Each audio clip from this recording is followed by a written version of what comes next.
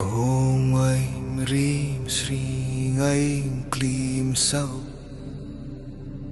Om नमस्त्रिपुरसुन्दरी हृदयदेवी शिरोदेवी Shikhadevi कवचदेवी